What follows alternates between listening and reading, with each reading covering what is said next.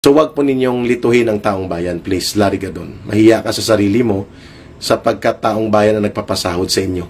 Lilituhin mo pa na si Duterte nagpalubog sa utang ng buong bansa. 2 taon na nakaupo si Marcos Jr. During his time, sana punta ang billion-billion of dollars na inutang ninyo. At hindi may paliwanag, walang infra projects. Walang malalaking krisis kagaya ng Mindanao crisis sa Marawi War. Walang COVID-19 ang bansa. Sana punta ito. Trilyones na pondo ang nawawala, and yet magmamayabang si Marcos na magpapaimbestiga siya. Kung ang mag-iimbestiga ay ang mga kawatan na politiko na involved sa mga pangungurakot na ito, hindi na lang bali. Huwag nyo nang gisahin ang mga taong bayan sa sariling mantika. We better establish the People's Tribunal. Kami ang mag-iimbestiga. We know also how to investigate. I-assist kami ng mga certified public accountants, mga retired auditors ng ating bansa, mga abogadong matitino, and we can facilitate a People's Tribunal to investigate anong nangyari sa mga ginastusan ng mga pundong ito ng 1.3 trillion pesos. At ngayon palulusutan tayo ng kwento ni Marcos na magpapa-investigate siya. Come on. Huwag nyo nang lukuhin ang taong bayan under Marcos Jr. nationwide. In Metro Manila alone, that's around 700 billion pesos in 2 years. Pero binabaha tayo kahit na mga mahihinang pag-ulan ng habagat lang ang dulot ng pag-ulan. Number 2, maliban sa kinurakot, binulok at pinagnakawan ang mga proyektong ito, ay malinaw din po na walang disaster management, preparation, and mitigation and rehabilitation program ang Marcos Jr. government. Po sa mga maiinit na talakayan sa ating bayan, lalo na po ang tungkol sa nangyari at naganap na press briefing ni Pangulong Marcos Jr. Sa kanyang pagbibigay ng mga iilang mga hindi kapanipaniwalang mga palusot at alibay tungkol po sa flood control project ng ating bayan, lalo na po sa ilalim ng unang 2 taon po ni Marcos Jr. So ngayon po, we're trying to go live upang magbigay tayo ng ating kuro-kuro, mga pananaw tungkol sa nagaganap sa ating bayan, lalo na po sa pagtutuwid ng katotohanan sa napilit binabaluktot nitong Pangulong Marcos Jr. sa kanyang mga hindi kapanipaniwalang pagpapahayag kung paano palusutan itong problema tungkol sa flood control na nawawasak, nawawala, nawawash out at nabubuking na puro substandard halos dahil pinagnanakaw lang ng mga kontratistang kongresista din na kaalyado nila ng pinsan niyang si Speaker Martin Romualdez. So muli ito si Ka Eric sa ating live through Facebook, no? Para sa ating mga kababayan upang tayo po ay magsagawa ng ating mga paglilinaw sa araw na ito. Una, ang isang gobyerno ay dapat matuwid at nagsasabi ng tapat at totoo sa kanyang mga mamamayan. Lalo na po ang Pangulo ng Bansa. Hindi po tayo pwede magsinungaling sa ating mga kababayan. Sapagkat kapag tayo po ay nagsisinungaling sa ating mga kababayan, ang patutunguhan po niyan ay pagkalito at pagkawala ng pagtitiwala ng mamamayan sa ating pamahalaan.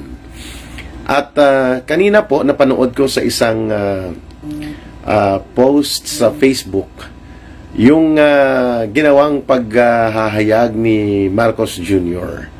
Sinabi niya na parang nagagalit siya dahil pinupuna siya ng mga kritiko, ng mga netizens, ng taong bayan, kung bakit ang mga flood control project ng ating bayan ay halos walang pinatunguhan at hindi nakatulong para maampat ang disaster dulot ng kalamidad ng pagbagyo, lalo na ang bagyong Christine nung nakaraang 2 linggo or wala pang 2 linggo. Shout out muna kay Lionel Faduga Luces, watching from Iloilo City. Mabuhay ka, Ka Eric. At ganoon din kay Ka Leo Luces, mga kapamilya ko ito dyan sa Iloilo City. Maraming salamat sa inyong pagtiyatsaga na masubaybayan po ang ating pag-live ngayong hapon na ito. Mark Pulintan from San Francisco, California. Good afternoon ka Eric watching now. Okay, thank you po Brother Mark Pulintan. Ulitin ko po yung aking sinabi kanina. Ang gobyerno ay may tungkulin pong maging tapat at maging matuwid ang kanyang pagpapahayag sa kanyang mamamayan. At kailangan po yan lalo na pag Pangulo ka. Good afternoon from Rowena Dusdos. Ka Eric watching now from Tabugon, Cebu. Thank you. Rowena Warda Sangadaro. Good day ka Eric watching here in Saudi Arabia. I salute you sir. I hope isa po kayo sa mapalad na mananalo. Hindi pa ako tumakbo sa senatorial race. At ako po ay nasa party list Ipanaw Sambayanan number 18 sa balota. Number 3 nominee pa ako. Number 18 ang ballot assignment natin sa Comelec ballot. Hello ka Eric from Hemsworth, Riza of Haro. Yes, at Inday Risa, thank you. Maribel Ponte, good afternoon ka Eric. Watching live from Auckland, New Zealand. Ayos, nandyan po ang kapatid ni Mrs. ko. At ang aming kapamilya dyan, sila Wawi Fuentes, sila Rosana Pai Fuentes, at sila Cheche at Hannah Bear. Maraming salamat, Maribel Ponte. Ibrahim Daba Agori. Hello, ka Eric. Thank you, Ibrahim. Good evening, ka Eric. Gabi na sa kanila sa Japan. From Susan Rosales. Ayun. Ulitin ko pa. Sinasabi kanina ni Marcos Jr. na hindi daw kinaya ng mga flood control existing projects at infrastructure ang volume of water na dulot ng napakalawak daw at napakalakas na amount or volume of rain ng Bagyong Christine. Which is not true. Hindi po totoo yun. Nagkaroon po ng malakihang pagbaha sa ating bansa na higit pa na mas malaki. O malaki ang mga bagyo na may malalaking mga rain volume na dala, hindi higit na mas malakas at mas malaki ang volume of rain kaysa nakaraang Bagyong Christine. For example, ang Typhoon Haiyan o yung Bagyong Yolanda.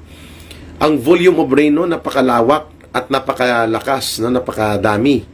Subalit hindi naman po binaha ang maraming mga lugar except sa Tacloban. Dahil hinakot at hinigop ng hurricane o malabuhawi na lakas ng hangin na 315 kilometers per hour, the strongest typhoon, I think in the world, one of the strongest typhoon na nabuo sa ating mundo, na tumama sa Eastern Visayas. Yung pagbuhos ng malalakas na tubig galing dagat ay hindi po yung pagbaha na galing sa volume of rain ni Yolanda, Typhoon Yolanda. Yun po ay binuhos at hinigop ng mga tubig mula dagat na mala tsunami. Kung kaya nalunod ang mahigit 6,000 o halos 8,000 ang namatay. Hindi pa kasama mga na-missing dyan, mga siguro 10,000 sa area ng Tacloban sa Leyte at paligid ng mga bayan nito. Pero ang dinaanan ng lawak ng ulan at lakas at volume ng rain ng panahon ni Typhoon Yolanda ay higit na mas marami kung ikukumpara mo sa lakas ng rain volume ni Bagyong Christine.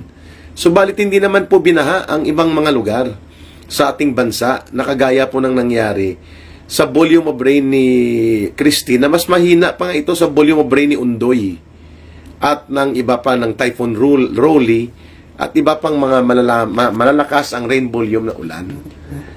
Kaya hindi po ka panipaniwala. Naglumabas po na parang katawa-tawa si Pangulong Marcos sa kanyang mga pinagsasabi kanina na nakita ko sa posting ng GMA News at iba pang news outlet.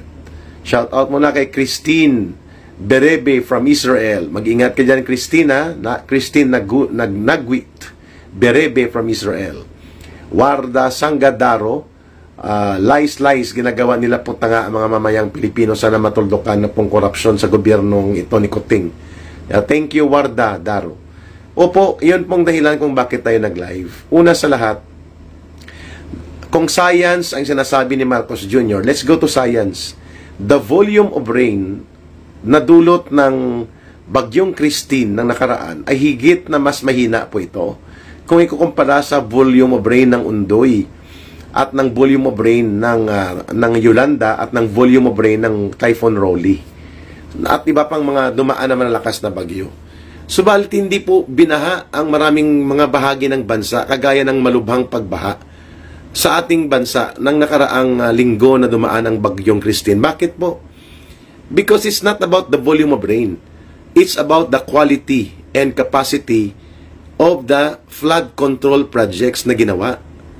Dahilan po kung bakit nakita at napatunayan na maraming mga flood control projects, even yung bagyo na dumaan bago ang Christine, yung bagyo pagkatapos ng State of the Nation address yan ng July, the volume of rain was less, much less than bagyong Christine and other strong typhoon. Subalit binaha po ang buong Metro Manila. Inanod po ang lahat ng flood control projects nila ni Bongbong Marcos Jr. under his term, lalo na po sa area ng Metro Manila, Central Luzon at Calabarzon, Cavite, Laguna, Batangas, Rizal at Quezon. At mahigit 10 milyong mga Pilipino po ang naapektuhan ng pagbaha dahil po sa bagyong nakaraan na yon ng July, sa panahon po ng pagkatapos ng kanyang pagsisinungaling that there are 5,500 flood control projects completed under his term. 2 years lang daw. Ngayon nakita nga natin ulit, hindi lamang mahina yung bagyo na yon sa buwan ng Hulyo, mas lalo pang nakita ngayon sa bagyong Christine. Bakit? Walang mga kabilyada, walang iron frame, walang mga structural integrity, at walang maayos na engineering design and engineering construction ang mga flood control projects na kung susumahin ngayon natin sa loob ng 2023 at 2024 lamang na mga budget or General Appropriations Act, mahigit 1 trilyong peso na po ito. Kung si Senator Amy Marcos, pang kapatid ni Bongbong Marcos, umaabot na po ito sa 1.3 trillion pesos na mga flood control projects being implemented and completed. Both completed, ang iba ipinagpapatuloy pa sa ilalim na ng termino ni Marcos Jr. Subalit bakit tayo bumaba? Ang rason dyan, kinukurakot, binubulok ang mga proyekto ng mga kontratista na karamihan ay mga kongresista din. Walang kabilyada, walang iron frame, at ang sinabi nga ni Senator Ping Lacson, between 35% to 40% ang SOP or Standard Operating Procedure ng patong at kaltas. Ibig sabihin po, ginagamit nila ito upang kurakutin ang pondo. So for every 1 million peso worth of the project, there is only a remaining between 600,000 na lang maiiwan o less pa dahil kinukurakot na ng mga kontratistang kongresista at ng mga kasabwat nilang mga politiko at kontraktor. At yan ang katotohanan. Yan ang binulgar ni Senator Amy Marcos. Yan ang binulgar ni Senator Ping Lacson, and that is common knowledge na ang 90% or 85% the least na mga kongresista natin ay kontratista din. Ibig sabihin po, hindi totoo ang sinasabi ni Marcos Jr. that the volume of rain, yung inundation o yung pagbuhos ng ulan na napakalawak at napakalakas daw, ang dahilan kung bakit hindi kinaya ng flood control project natin o mga flood control projects natin worth trillions of pesos. No, mali. Nagkaroon tayo ng malulubhang pagbaha, malawakang disaster, kalamidad dahil sa dalawang bagay. Number one, bulok at kinurakot ang mga disenyo at proyekto ng flood control projects, more than 1.3 trillion pesos in the last 2 years under Marcos Jr. nationwide. In Metro Manila alone, that's around 700 billion pesos in 2 years. Pero binabaha tayo kahit na mga mahihinang pag-ulan ng habagat lang ang dulot ng pag-ulan. Number 2, maliban sa kinurakot, binulok at pinagnakawan ang mga proyektong ito, ay malinaw din po na walang disaster management, preparation, and mitigation and rehabilitation program ang Marcos Jr. government. Nakita naman natin sa pagpupulong ng National Disaster Response Management Office at ng National Disaster Council sa buong Pilipinas. A day after or habang sumasalanta ang bagyong Christine, kumakamot ng ulo si Marcos Jr. at ang sabi niya, you know, the problem natin isang pagbabaha, ano bang dapat nating gawin? Doon siya pinuna ni Pangulong Duterte. As a leader, as a commander-in-chief, all the resources and all the powers and authority are within the powers of the President. lalo na sa panahon ng kalamidad o mga disaster. Wala po siyang ginawang pre-positioning ng rubber boats, pre-deployment ng mga police, Navy, Coast Guard, Armed Forces, dahil po nakapokus sila sa pag-atake sa mga Duterte at pag-iskandalo kay Vice President Sara Duterte at ang kanilang pag-atake kina Pastor Kibuloy, mga investigasyon daw ng kanilang Tuwad Committee na mga puro kurakot at involved dito sa flood control projects at ng mga kongresista na ito upang magkaroon ng maruming laro ng politika. Yun po ang kawalan ng kanilang management preparation, predisposition, and proper crisis operational design kung anong dapat gawin bago dumating ang bagyo. Sabi nga ni Pangulong Duterte, you do not prepare for war when there is war. You prepare before the war comes and you fight during the war. Yan po ang ibig kong sabihin na project na po ang mga bagyong ito at forecasted ito at mayroon tayong mga buwan na binabantayan. Lalo na po ang mula sa buwan ng Hunyo hanggang Disyembre, bagyuhin po yan.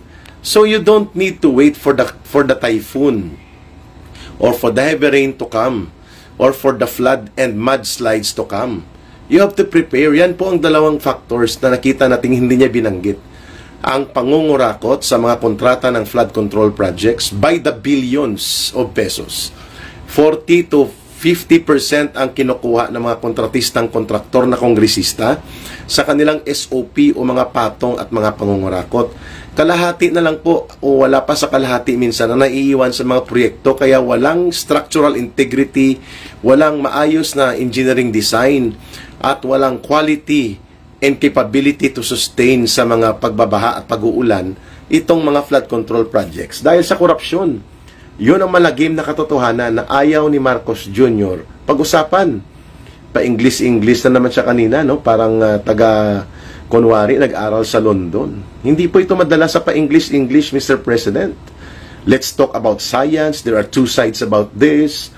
Akala mo kung sinong nasa oratorical contest sa eskwelahan sa Student Council. Hindi po ganyan ang pamumuno, mga kababayan.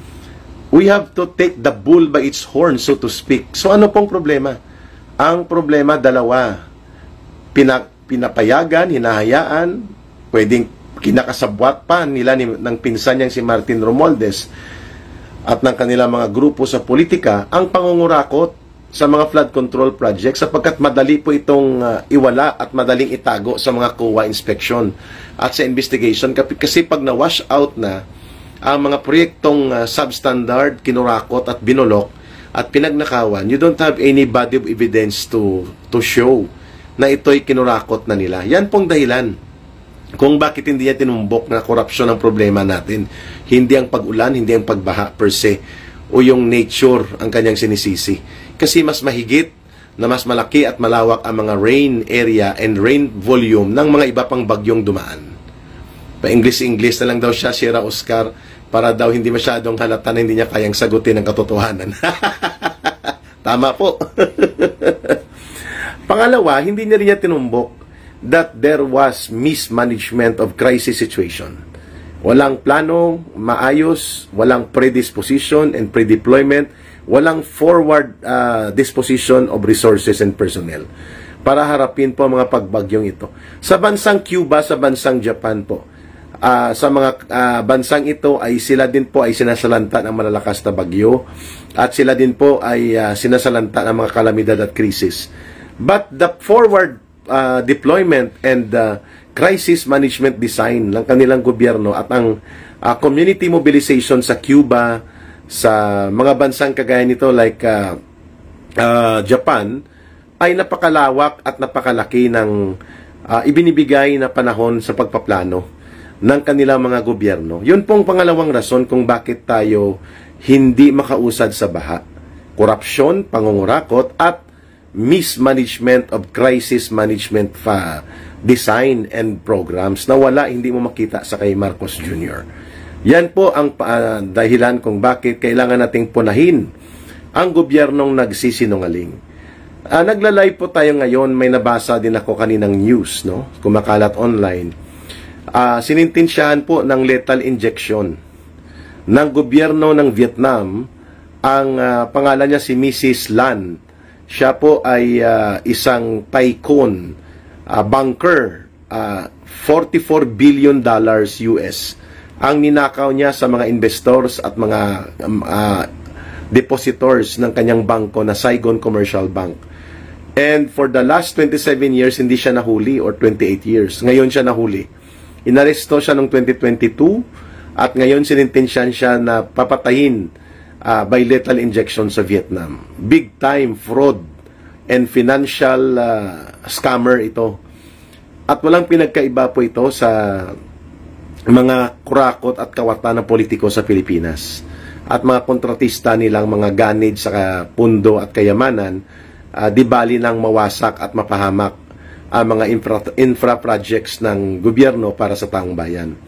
So yan dapat po ang ating sundin. Bagamat nakakaya pong ipatupad yan sa Vietnam, kagaya sa China at sa North Korea, sapagkat sila ay communist-controlled countries. Malakas po ang kanilang political system when it comes to discipline in the bureaucracy and discipline against crimes and criminals. I do not say na hindi natin o babaguhin natin na maging communist-controlled country ang Pilipinas. No. The question of political will does not depend. Hindi po nakadepende sa panggobyerno lamang, kundi nakadepende yan sa kung ano po ang sistema ng pamumuno na maayos, regardless of ideology. So ang punto ko, sa Singapore may death sentence din po sa Saudi Arabia. Kaya po mahina o napakahirap mangurakot at mag-abuso sa pundo ng gobyerno nila at magnakaw sa mga proyekto ng mamamayan, sapagkat there is accountability and discipline, and may pananagutan ka to the point na papatayin ka ng gobyerno o bibitayin ka dito sa mga bansang binanggit ko, like Vietnam, North Korea, Saudi Arabia, Singapore, China. Ang ibig kong sabihin, there is something wrong sa ating political system, sa ating political value in terms of governance and bureaucracy. Kaya nakakapangurakot sa billion or trilyones na pondo ang mga politikong kawatan at mga kontraktor na sila rin mismong karamihan, dahil walang napapanagot, walang nakukulong o walang napaparusahan ng seryoso simulat sa pulpa sa ating pamahalaan. Yun po ang dapat nating tingnan, na there should be a systemic change sa governance system natin, na mas malakas at malalim dapat ang discipline and accountability and pananagutan at punishment sa mga nagnanakaw sa kaban ng bayan. Mayuguro bitayon man ang mga buaya sa gobyerno. Yes, Hemsworth. Letter B yan si Marcos kay Eric. Walang alam. Thank you, Joseph Antiquiña, for your opinion. Kaya dapat nga makita natin na hindi tayo pwede binubula-bula at binubudol-budol. Malaking kasalanan po kapag nagsisinungaling ang ating gobyerno.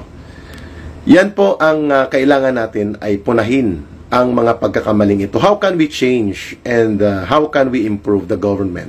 Kung mismong Pangulo ng Bansa pinagtatakpan niya ang malagim na katotohanan, which is nawawasak at nawawash out ang mga flood control projects dahil kurakot, bulok, substandard at pinagnanakawan na mga politikong kasabwat at kaalyado nila at walang nananagot. Number 2, walang preparasyon, walang maayos na authority and command management for crisis preparation and management and disaster address na dapat gawin ng government.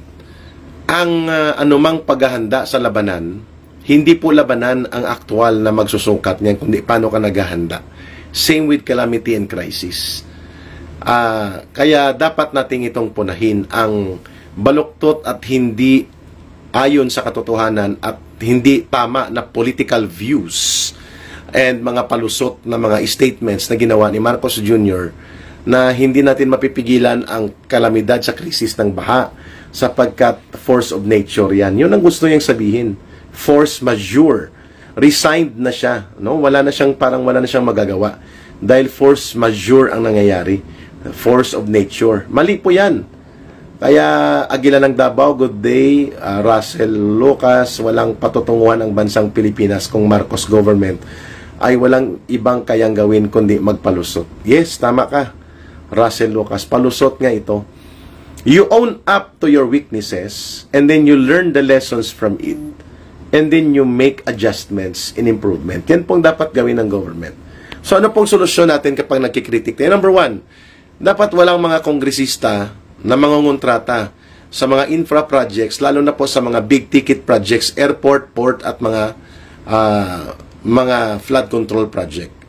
Kasi alam natin ang SOP nila ngayon, binubulgar na ito, 40 to 45% kinakaltas nilang pundo ninanakaw nila. Binubulsa.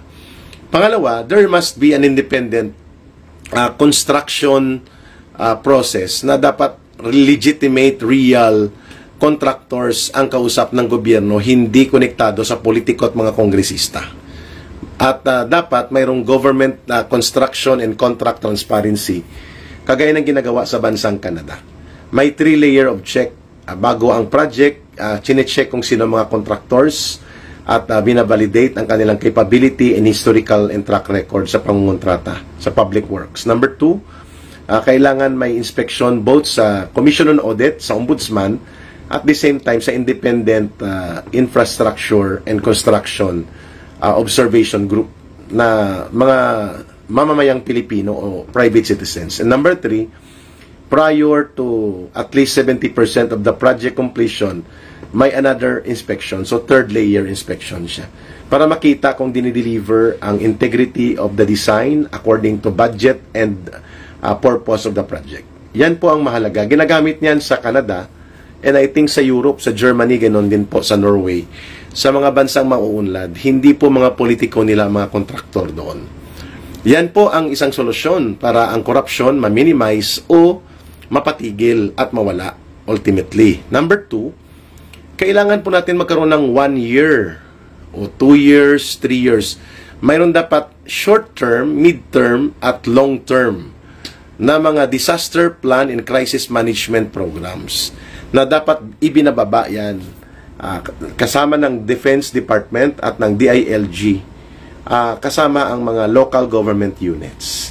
Mayroon po tayong mga geohazard mapping and frontiers of crisis and disaster na alam natin kung saan nanggagaling ang mudslide, anong mud-prone areas, ano po ang flood-prone areas na binabaha at dumadagsa ang krisis at kalamidad kapag tumama ang malalakas na mga bagyo, lindol. We know that because mayroon po tayong ganyang record. Ang problema, hindi ito inaaral ng government. 20 years ago, mayroon na pong ganyang project. At yan po ay ginawa na geological hazard mapping. Kailangang balikan po ito. Kailangan po mayroon tayong annual and then 3 years and then 6 years kung isang 6 years term ang presidente. Para makita po at alam ng mga local government units, makita ng mamamayan at alam po ng ating Defense Department and security sector and defense sector ang paano po ang coordinated at well-planned disaster and crisis management program na dapat gawin ng government. Kayang gawin po yan sa pamumuno ng gobyerno. Limpak-limpak na pondo ang nawawala. Pwede po yang ay i-realign papunta dito sa paghahanda ng ating mga local government units hanggang barangay level. Paano maiwasan ang mudslide kung darating ang mga kalamidad? Paano i-improve ang forecasting capability and communication coordination ng PAG-ASA, local government units, DSWD, and mga disaster management units. Kaya po yan gawin. The powers and resources are within the powers of the President. Nasa kamay po niya yon. Kailangan niya lang pong matuto sa karanasan at kasaysayan at akuin at aminin ang mga pagkakamali at pagkukulang at baguhin ito. Good day ka Eric, sana magkaroon ng people power dahil may plano na gumawa ng referendum according to Attorney Trixie, si Chis at si Tambaloslos. No, they cannot pass it on to the people. Nagmamatsyag ang taong bayan. So, ibig ko pong sabihin, doable po ang binabanggit ko. Number 3, kailangan po ng presidente magkaroon ng daily o regular, kung hindi man daily, na communication. Anong dapat niyang gawin sa pagbabaha, sa mudslides, sa mga inaabot ng baha, malalakas na bagyo, kailangan niya pong i-communicate yung communication plan regarding disaster preparedness, crisis response, and management capability ng gobyerno at paano makakatulong ang mamamayan. Yan po ang wala at hindi ginagawa ni Marcos Jr. Very reactive, very knee-jerk, parang elementary ang kanyang pag-iisip na hindi niya kayang magkaroon ng well-projected, well-thought of at maayos na pinagpaplanuhan na uri ng response sa mga kalamidad. At ngayon sisisihin niya lang ang bagyo at mga pagbabaha. Paano naman po niya aaralin ka, Eric? Doon sila nakapokus sa kung paano sila mga ngurakot at paano wasakin ang kalaban sa politika ang mga Duterte. Tama po kayo. Ina ay. Hello po, Sir Eric. Mapapa-impeach ba nila si VP? Yeah, they can do that. But it's a different story kung tatanggapin ng taong bayan yan. Tama po ka, Eric, may talk to the people dapat si BBM. Pero ang problema niya, kahit anong talk to the people man ang gagawin niya, kung hindi siya sincero at wala sa katotohanan at hulog sa realidad ang kanyang pinagsasabi, wala ring epekto yan sa mamamayan. Hindi kagaya ni Duterte sa panahon ng kalamidad at krisis, ay nandyan siya sa Marawi Siege and Marawi War. Automatic niyang pinamunuan at dinurog ang ISIS Mauti ISIS attack sa ating lugar sa Mindanao. For yung 4 months lang tinapos niya. Samantalang sa ibang lugar sa Syria, sa Iraq, taon hindi matapos itong ISIS problem nila. At pangalawa, nakita natin kung paano niya dinala ang bansa tungkol sa kalamidad dulot ng pandemya sa buong daigdig ng COVID-19. Siguro, imagine, no, kung hindi si Pangulong Duterte nakaupo na Pangulo ng bansa at kagaya ni Marcos Jr. ang nakaupo na presidente during those times of intense and deep crisis sa ating bansa like the COVID-19 pandemic, mahigit 2 taong hinarap ito ng buong mundo at ng ating bansa included, at ang Marawi Siege or Marawi War. Nako, malamang nalugmok po tayo. Kaya ito pong rejoinder natin kay Larry Gadon. Kung lumaki man ang utang ng gobyerno ng bansa sa panahon ni Duterte, don't forget, Larry Gadon, kung anong mga hinarap na krisis ng bansa. 4 months tayo nangailangang punduhan ang ating resources for ammunition, bombs, at mga supplies ng military war natin against the ISIS attack sa Marawi at sa paligid ng Mindanao. Don't forget that, Larry Gadon.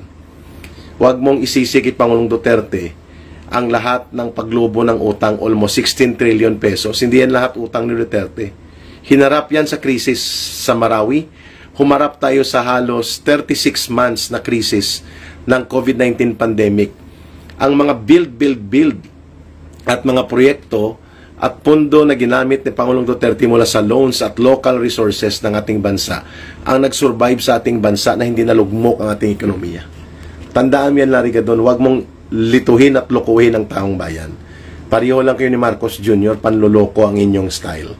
You cannot make the people look fool or think about them fooling every time na kayo magsalita. Kung nangutang man ang Pangulong Duterte noong panahon niya, dahilan yon sapagkat hinarap natin ang malakihang krisis never seen before in the history of any presidents na dumaan sa Pilipinas. Yan ang tandaan po ninyo.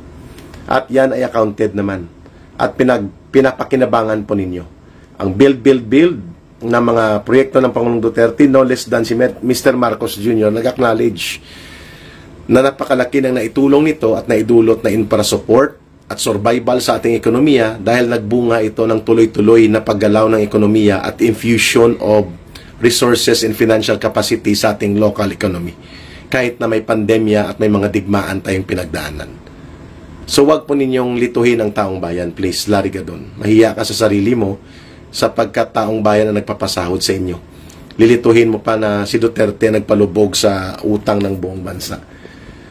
2 taon na nakaupo si Marcos Jr. During his time, sana punta ang billion of dollars na inutang ninyo. At hindi may paliwanag, walang infra projects. Walang malalaking krisis kagaya ng Mindanao crisis sa Marawi War. Walang COVID-19 ang bansa. Saan napunta ito? Trilyones na pondo ang nawawala, and yet magmamayabang si Marcos na magpapaimbestiga siya. Kung ang mag-iimbestiga ay ang mga kawatan na politiko na involved sa mga pangungurakot na ito, hindi na lang bali Huwag nyo nang gisahin ang mga taong bayan sa sariling mantika. We better establish the People's Tribunal. Kami ang mag-iimbestiga. We know also how to investigate. I-assist kami ng mga certified public accountants, mga retired auditors ng ating bansa, mga abogadong matitino, and we can facilitate a People's Tribunal to investigate anong nangyari sa mga ginastusan ng mga pundong ito ng 1.3 trillion pesos. At ngayon palulusutan tayo ng kwento ni Marcos na magpapa-investigate siya. Come on. Huwag nyo nang lukuhin ang taong bayan. Kung magkaroon man ng investigation sa pangungurakot sa mga infrastructure projects na ito, including flood control projects, at kung saan napunta ang mga pinagkakautang ng gobyerno, pati sa PhilHealth na pilit yung kinakamkam ang pondo ng taong bayan para sa kalusugan at mga pagkakasakit ng ordinaryo at mahihirap na milyong-milyong mamamayan, ipagkait pa ninyo, imbestigahan na rin natin yan. Pati ang Maharlika Fund ninyo nga 500 billion pesos, saan na? Saan punta ito? Saan ang report nito, Larry Gadon? Saan ang report nito, Mr. Marcos? Kaya dapat magkaroon ng People's Truth Tribunal. Katotohanan sa tribunal ng mamamayan. Pwede. Pero yung sa Kongreso, sa Senado, tapos lamutakin lang ninyo at gagamitin sa maruming laro sa politika para sirain ang kalaban nyo sa politika ng mga Duterte. No way. Let the people investigate. Let it be assisted by experts like retired state auditors, certified public accountants, at mga abogadong matitino. Yun po ang pwede natin gawin. Imbestigahan natin. We accept the challenge of Mr. Marcos. We establish the People's Truth Tribunal. Imbestigahan natin ang pangungurakot ninyo. That's a challenge. Kung kaya mong gawin. Kaya huwag ka na magpa-interview ng pa-English. You know, there are two sides to this. Pa-islang-islang pa. Huwag ka nang magpagaling at magmagaling ng speech mo. Hindi po yan ang kailangan ng taong bayan. Aksyon. At desididong mga paglalatag nito. Sana makita mong video na ito. Kasi I am not a lawyer. I am not a politician like you. Pero sa karanasan ko po sa social movement, sa kilusang masa, kaya ko pong analisahin ang lipunang Pilipinas. At alam ko po na kayang gawin ito. Kagaya ng ginawa ni Pangulong Duterte. Very simple. Have a political will, have a determination of action, have the sincerest intention to do good governance, at wala kang papanigan ng mga oligarko at malalaking mga barkada mong mga bilyonaryong negosyante nakapaligid sa iyo. You can do good for the country and better kapag wala kang itinatagong interes at wala kang pinoproteksyonan na personal at mga friends interest sa paligid mo. Kaya pong gawin ito. Yan po ang dahilan kung bakit kami nagsasalita. Not because we just want to criticize the government. We are doing this because the situation may sometimes seem so desperate, but it is far from being hopeless. Hindi po hopeless ang ating kalagayan. Kaya mga kababayan, yun po muna ang ating tatalakayin. Pinupuna ng taong bayan ang binabanggit ni Marcos Jr. na dahil sa force majeure, force of nature, hindi daw kayang labanan ng ating flood control project at ng gobyerno natin sa disaster management ang lakas ng Bagyong Christine. Excuse me, Mr. President. Bagyong Christine was not even in the third level category near Typhoon Yolanda or even sa iba pang malalakas na bagyo. Ang bagyo po ay yung inyong pagpapabaya at pangungunsinte at worse pakikipagsabwatan na lumaganap at manumbalik ang big-time, large-scale systemic corruption sa Pilipinas. Na ang nakikinabang ay mga politikong ganid at gahaman na nakapaligid sa inyo, lalo na dyan sa Kongreso, na patuwad-tuwad committee pa sila, tuwadcom pa kung tawag nila, at ang nakikinabang ay malalaking pamilya nila at mga oligarko at bilyonaryong negosyante nakapaligid sa inyo.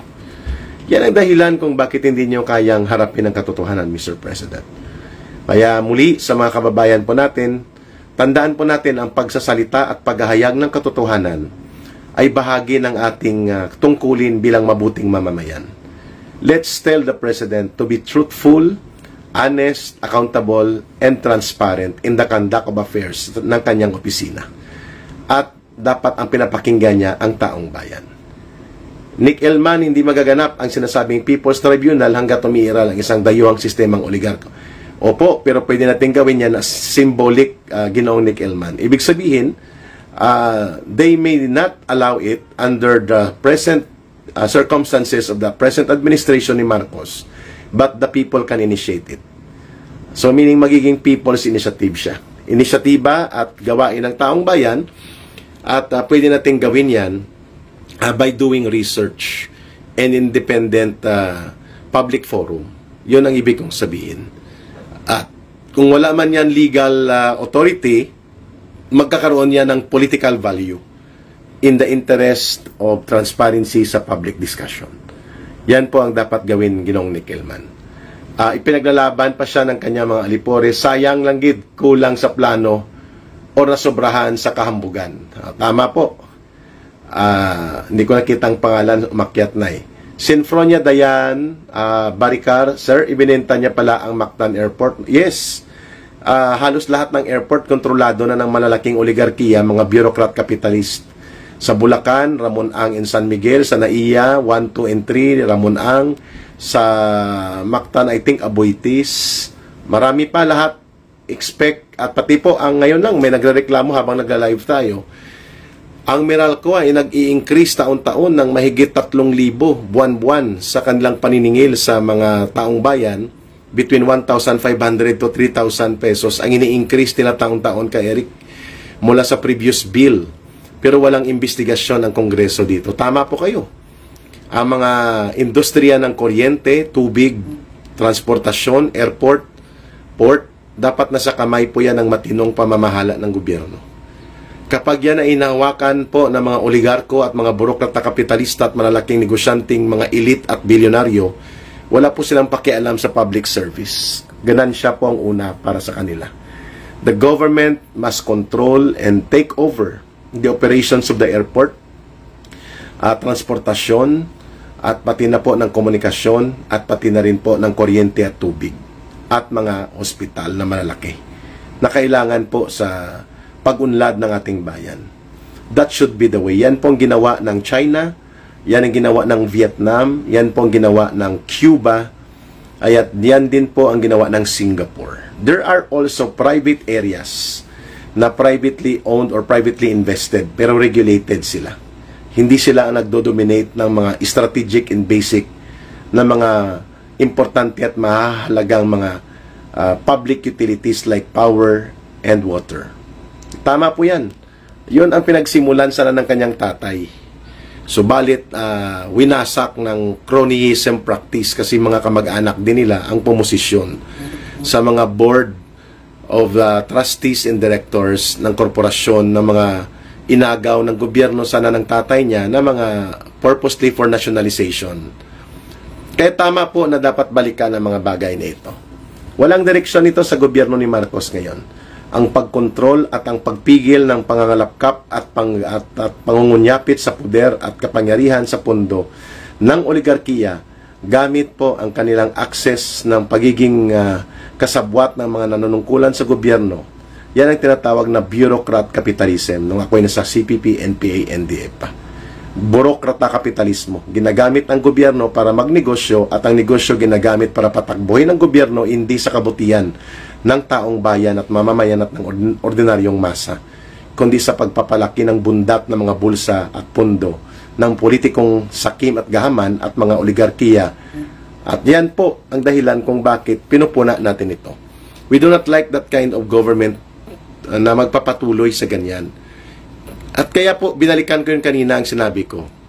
Si Miss Lan ay very successful sa pagbubuo ng conglomerate of investment and bank system sa Vietnam, Saigon Commercial Bank. One of the major players ito sa financial industry sa Vietnam. At ninakaw niya 44 billion US dollars na pondo at mga investments, kwarta, pera, at ari-arian. At ngayon, inabot siya ng kamay ng hustisya sa Vietnam. And she is now subject to death penalty through lethal injection. Yan po ang dapat na mga balikan natin upang magkaroon ng aral sa kasaysayan at karanasan ng taong bayan. Sir, ngayon nakatira tayo totalitarian from gobyerno na bulok. Halos lahat ng workers sa gobyerno willing magsinungaling at hindi gumawa ng tama para lamang sa pera. Lalo na po ang mga matataas sa kapangyarihan. O ordinary workers siguro medyo mahirap, no? Kasi sila nga naghihirap din, ano? Mga job hires ngayon nasa 300 pesos per day lang, between 300 to 400 pesos per day. Hindi po nakakabuhay na sahod yan. At ganun din po ang mga ordinary clerk ng gobyerno. Subalit yung mga kongresista kagaya po nila Saldico, nila Dan Fernandez, nila Benny Abante na nagpapastor-pasturan ang kulukoy na ito, sina Stila Kimbo, at sina Suarez, sina Paduano, no? NPA dati na sinipa at pinatalsik at ngayon ay malaking bundat na politikong kasabwat na mga ganid na mga oligarko at politiko sa gobyerno. Sila lang ang bundat. Pero yung ordinaryong mamamayan at empleyado ng gobyerno by almost mga ilan ba ang government employees, mga 3 million yata ang government workers all over the country, ay hindi po sila nakakaranas ng mabuting buhay at sila po'y hikahos kagaya ng ordinaryong manggagawa at ordinaryong mga magsasaka at magbubukid sa ating bansa. Kaya po ako nagsasalita ng ganito sapagkat kaya namang gawin po ito ng mabuting pamamahala. We don't need to have revolution na maging madugo ang lahat. We only need to change leaders and inculcate a culture of political value in good governance. At yan po ay generational.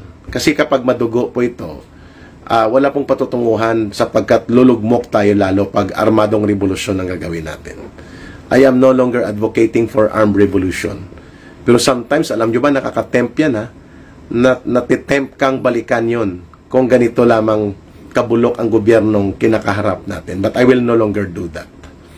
I will go for peaceful, transformative political interaction and interventions through public information advocacy like what we are doing right now. Let the people decide through peaceful means of engaging the government in their good citizens' duty. By advocating information, being critic, and being active in transformative and good governance advocacy sa politika natin. So yun po sa mga nanonood sa atin, si Alden, sino ngayon nakatira? Doc June, Toto Idol, paano ibutong ipanaw? Number 18 po kami sa balota, ang shading is only 1. Ipanaw Sambayanan, number 18. Para makuha po at makasama ako dahil number 3 nominee ako, we need to raise and get to 1.2, 1.3 million votes para makapasok pa ako. Kung 300,000, isa lang po ang votes na makuha natin. Kung 700,000, pasok si Lorin Badoy. Dalawa sila na Atty. Bosantog, wala po ako. Kailangan mga 1.3 million votes para makapasok po si Ka Eric. Ang AXIS saka ako Bicol ang palaging nananalo dyan. Pero look what they do to the country. Wala namang naitulong sa taong bayan. Walang pinagkaibayan sa party list ng CPP, NPA, NDF. Pinapabundat lang nila ang kanilang mga sariling bulsa. Ginagamit nila sa personal political interest. Pero ang agenda ng taong bayan, hindi nila bitbit. Bakit mga Duterte, balik mga Duterte, Butang Tulay, Batangas, kag Guimaras, kag di mabudlayan, truck barko. Okay. Ano man ba nila malain Duterte? Pero kita mo pumuluyo, nagabulig. Yeah, thank you, Michelle Alojado. Jan Amasa, good to see you, Brother Eric. Thank you din po. Pasensya na kayo pa galaw-galaw yung camera. Cellphone lang pong gamit ko. At importante nakakapag-lubilo ako sa inyo. Jen Inudio Castillo, magkampanya kami para sa iyo, kay Eric, para sa bayan. Maraming salamat po. At araw-araw tayong magsasama. Ito po'y patikim lang natin. I think we are up on time na. Okay, Idol. Ano yung kay Lorraine Badoy? Number 2 siya sa Ipanaw Sambayanan. Number 1 siya Atty. Bosantog. Number 3 ako. Panalo kayo kay Eric. Sana po tulungan tayo ng buong may kapalat ng taong bayan. So, si kampanya po kita, party list mo, basta PRRD matic yan, basta nakalinya. Yes po, magandang revolutionary form of government, lahat ng korap na politiko, bibitayin na lang. Kung that will be the will of the people to happen, wala tayong magagawa na mapigilan yan. May hangganan din pong pagpapasensya ng taong bayan. Hanggang dito na lang po muna tayo, mga kababayan. Ulitin ko po, babalikan natin itong talakayang ito. Ang gobyernong nagsisinungaling sa kanyang mamamayan ay walang mabuting magawa para sa bayan. Yan ang reminder kay Bongbong Marcos Jr. Ang gobyernong nakikinig at tumatangkilik ng boses ng kanyang mamamayan at sila'y pinagkakaisa at minumulat at inaangat at pinaglilingkuran ng tapat hindi lamang ang mga bilyonaryong oligarko at sakim na politiko. Yan ang gobyernong maayos at tutungo sa pag-unlad ng ating lipunan. At alalahanin po natin, palagi po nating tandaan, walang magmamahal sa bansang ito, kaya mahalin natin palagi ang bansang Pilipinas. Tayo po'y manalig sa Diyos, magkaisa tayo sa kapwa Pilipino, huwag tumigil na magpahayag ng totoong boses at damdamin ng taong bayan, pumuna sa gobyerno kung kinakailangan at magbigay ng ating saloobin upang tulungang maging maayos at mabuti ang pamamahala sa ating bayan. At tumulong tayo sa mga mabubuting leaders na may mabubuting programa at kung kailangang punahin sila sa kanilang ginagawang mali at mga abuso sa kapangyarihan at pundo ay dapat gawin natin. Tungkulin natin yan sa ating mga kababayan.